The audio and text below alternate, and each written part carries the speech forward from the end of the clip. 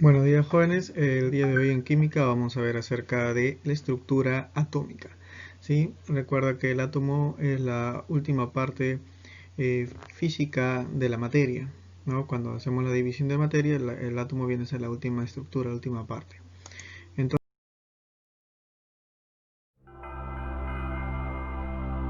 Imagina un inmenso universo, increíblemente frío, en constante expansión.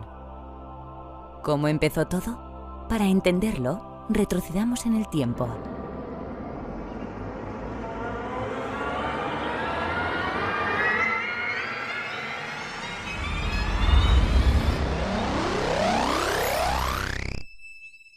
Imagina que te encuentras en los inicios del universo, hace casi 14.000 millones de años.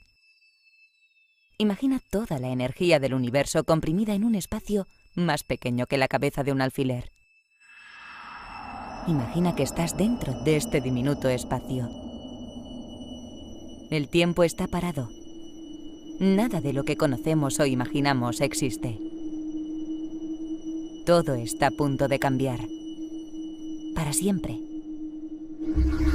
Se acaba de producir la gran explosión, el Big Bang. Se ha liberado toda la energía. La temperatura es extremadamente alta y el espacio se expande a una velocidad vertiginosa. En una pequeñísima fracción de segundo ha nacido nuestro universo. Este es el más profundo de todos los misterios. Ahora parte de la energía se condensa, convirtiéndose en masa. Se crean todas las partículas fundamentales de nuestro universo. Algunas de ellas todavía no las entendemos. Entre las que sí, se encuentran los quarks, los electrones, los neutrinos, partículas diminutas que constituirán todo lo que conocemos, incluidos tú y yo. Mira atentamente, se crean por pares una partícula y su correspondiente antipartícula. Pero partículas y antipartículas también sufren una atracción mortal que hace que se aniquilen entre ellas. Una parte de la materia, sin embargo, sobrevive a este proceso afortunadamente para nosotros. Es la materia que forma todo lo que conocemos.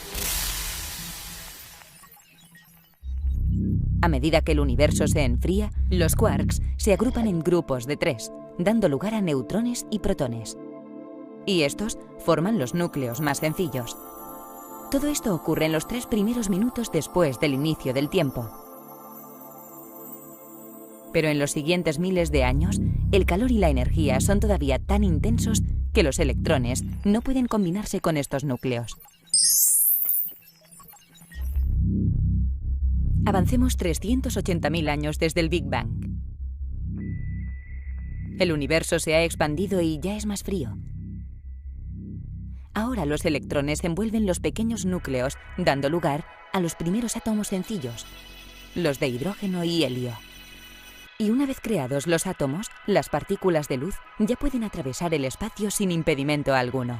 Lo que hasta ahora era una niebla densa de partículas que colisionaban entre ellas, de repente se hace visible. Hágase la luz. Esta primera luz puede observarse aún en forma del llamado fondo cósmico de microondas, una huella dactilar permanente del universo. Continuemos nuestro viaje, avanzando unos cuantos centenares de millones de años. Ahora la fuerza de la gravedad hace que las nubes de hidrógeno y helio se contraigan, provocando reacciones nucleares. Por todos sitios empiezan a nacer las primeras estrellas. Algunas de ellas son muy masivas. Agotan su combustible y colapsan. En el silencioso espacio explotan las primeras supernovas gigantes.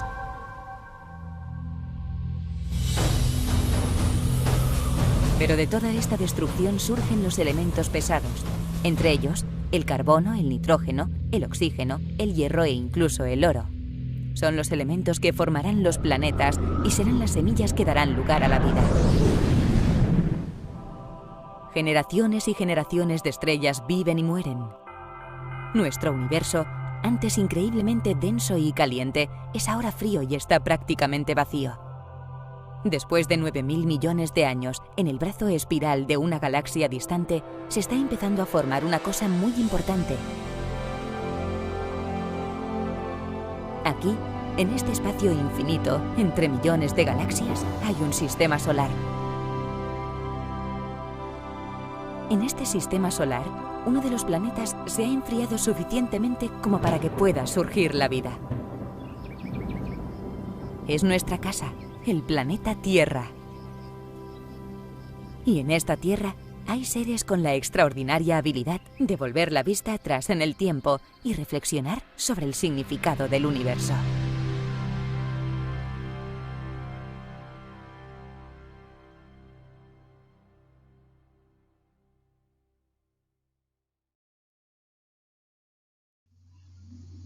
Entonces, con lo que ya se vio en la teoría atómica, pasamos a Henry Moseley en 1913, quien ideó un método que permitía conocer la carga positiva que existe en el núcleo. A esta carga que tiene el núcleo se le denominó posteriormente el número atómico. ¿Sí? Entonces me va a indicar este número atómico la cantidad de protones que existe y se le representa con la letra Z. El número másico o el número de masa va a expresar la cantidad de protones y neutrones que existen en un núcleo. Y también se va a representar con otra letra que es la letra A. Con estas dos variables yo puedo determinar los neutrones, que está representado con la letra N. Ahora vamos a ver de forma de definición cada uno de ellos. Entonces, el número atómico, no te olvides, indica el número de protones, por lo tanto Z es igual a P. Pero eso se cumple cuando el átomo es neutro, ¿sí? Entonces, Z es igual a P, y si es neutro, también serán igual a los electrones. Cuando no son neutros, lógicamente no van a ser iguales. El número de masa ¿ya? Corresponde al número de nucleones que tiene el átomo.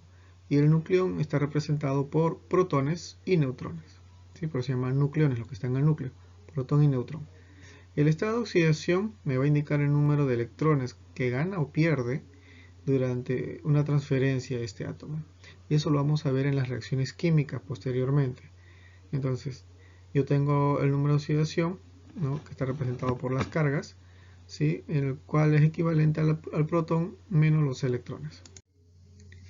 En el caso de los núclidos, es la representación de un átomo neutro, colocando las variables que habíamos visto de número atómico y masa atómica. Tengan en cuenta que el valor de masa también puede ir en la parte superior derecha o izquierda. Los iones, ¿sí? Son átomos con carga eléctrica. Estas cargas pueden ser positivas o pueden ser negativas. Si son positivas, hablaremos de cationes. Si son negativas, se les denominará aniones.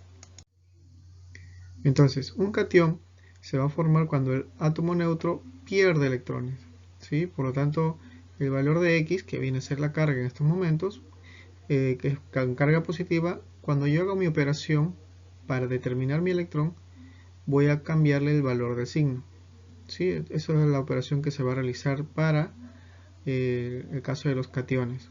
Por ejemplo, tengo aquí el átomo de calcio, cuyo número de masa es 40 y número atómico 20. Y el calcio está en el grupo 2A, que es un catión divalente, más 2. Entonces, este más 2, ¿qué me está indicando? Que yo voy a quitarle 2 electrones, ¿sí? A mi configuración. Entonces, si mi número atómico es 20, por lo tanto mis electrones serán 18, porque esto me indica que voy a quitarle 2. En el caso del anión pasa lo contrario. El anión tiene una carga negativa, como vemos ahí en la gráfica. Y en su fórmula, mi electrón será igual al número atómico más esa carga. En el ejemplo, tengo el bromo. El bromo trabaja con menos 1, está en el grupo 7A. Este bromo, cuyo número atómico es 35, si yo quiero saber sus electrones, lo que tengo que hacer es sumarle, ¿sí? La carga. Si dice menos 1, debo sumarle a 35, por lo tanto sus electrones serán 36.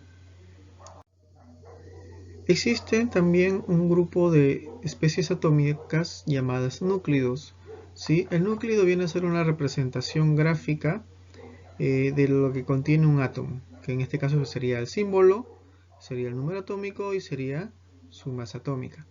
En algunos casos ponen cargas y neutrones. Entonces, dentro de las especies atómicas tenemos los grupos de los isótopos. El isótopo se caracteriza porque corresponde al mismo elemento, ¿sí? Con el mismo número atómico, pero va a tener una variación en el número de masa. ¿sí? ¿Por qué? Porque el isótopo se caracteriza porque la materia de ese átomo se va descomponiendo a través del tiempo, ¿sí? Va perdiendo peso, entonces su masa tiende a cambiar. Como el caso de protio, que es el hidrógeno con 1 de masa, pero si tuviera 2 de masa sería el deuterio. Recuerda que el número no va a cambiar, ¿sí? Igualito para el tritio. Tenemos otro núcleo llamado isóbaro. El isóbaro se caracteriza porque van a tener masas iguales, ¿sí? Masas iguales. Entonces, por ejemplo aquí tenemos el potasio y el calcio, cuyo número de masa es 40. Pero si te das cuenta, el número atómico es diferente, 19 y 20. En los isótonos son átomos que pertenecen, dice, de diferentes elementos químicos, pero tienen los neutrones de forma igual. Si nosotros restamos 23 menos 11, me va a dar 12, ¿sí? Y si yo resto en el magnesio 24 menos 12, también me va a dar 12 de neutrón. Entonces sodio y magnesio tienen la misma cantidad de neutrones, por lo tanto son elementos isótonos. Entonces tenemos otro grupo que son los iones. Los iones son átomos con cargas eléctricas. Estas cargas eléctricas podrían ser positivas, podrían ser negativas, ¿sí? Y va a estar dada en función a la ganancia y pérdida de electrones. Por lo general, los cationes son los metales y los aniones son los no metales. Cuando estos se unen van a formar enlaces de tipo iónico. Eso lo vamos a ver en un tema posterior. Entonces, un catión, recuerda bien, tiene carga positiva y van a perder electrones, ¿sí? Aunque parezca un poco raro, ¿no? Positivo pierdes, pero en química trabajamos en de acuerdo a algunas teorías. Entonces, de forma simple, los cationes tienen carga positiva y van a perder electrones. Como el caso del sodio, es un metal de grupo 1A. Entonces, ese grupo 1 me dice que tiene un electrón de valencia positivo. El aluminio está en el grupo 3A y me dice que está con 3 electrones de valencia, ¿sí? Positivos también, ¿no? Esos serían cationes. En el caso del anión van a tener cargas negativas. Entonces, si el catión perdía, el anión gana electrones, ¿sí? Entonces, esta ganancia de electrones se grafica mediante el signo negativo acá. Por el caso del cloro, ¿no? El cloro menos 1 me está indicando que va a ganar electrones. Y aquí algo curioso, ¿no? Por ejemplo, la sal de cocina. La sal de cocina, tenemos el sodio y tenemos el cloro. Cuando se junta el sodio y el cloro se forma la sal. Y uno va a ganar y el otro va a perder y se neutralizan. ¿Sí? Se neutralizan. Y al neutralizarse no generan daño. En cambio, cuando el elemento está libre, imaginemos al sodio solo, puede generar daño. ¿Sí? El sodio de manera sólida, solo en la naturaleza no se encuentra. Siempre se va a encontrar en forma de combinados. Pero si los procesamos, sí se puede separar, pero es altamente explosivo, ¿no? Basta que le agregues agua y explota. Entonces ni siempre necesita tener otro elemento que lo neutralice, en este caso el cloro. Listo, jóvenes. Podían ser cationes o podían ser aniones. También existe otro grupo que son las especies isoelectrónicas, ¿sí? Es parte también de los núclidos. Son aquellos que poseen igual número de electrones. Si te das cuenta en la gráfica hay diferentes elementos, diferente número atómico, diferentes cargas, diferentes masas, pero al hallar su cantidad de electrones, yo me doy cuenta que los tres elementos que están ahí pueden tener el mismo valor de electrones. Por ejemplo, tengo número atómico 8 para el oxígeno, pero es un anión divalente. Entonces, este anión pasa sumando, entonces ya no será 8, será 10, y ahí tenemos la respuesta. El sodio, grupo 1A, trabaja con un catión monovalente, ¿sí? Más 1, pero este más me dice que lo va a restar. Entonces, si yo tengo 11, voy a tener 10 electrones. Para el aluminio, también es un catión trivalente, más 3. Entonces, ese más me dice que va a quitar electrones. Entonces, si yo tengo número atómico 13, le voy a quitar 3 y por lo tanto tendré 10 electrones. ¿Sí? Entonces, aquí nos damos cuenta que los tres elementos son iso, que significa igual, y electrónicos, electrones. Pero en cambio sus protones serán diferentes, al igual que su número atómico. Continuando entonces con las actividades, se te van a presentar las siguientes interrogantes, ¿no? ¿Qué son los protones? Que llamamos neutrones, electrones. Recuerda que todos esos son los elementos del átomo. ¿Qué es un catión y qué es un anión? Eso lo vimos cuando explicábamos acerca de los iones. Con respecto a los núcleos o a las especies, tenemos los isótopos, que son los isóbaros, que son los isótonos, y que son las especies isoelectrónicas. ¿Sí? Cada uno de esos grupos, una definición que sea entendible con respecto al tema. Y por último, ¿qué es un núcleo? Bien, jóvenes, entonces hasta acá nuestra sesión del día de hoy acerca de estructura atómica. Espero que te encuentres bien de salud y nos vemos en una próxima sesión. Cuídense mucho.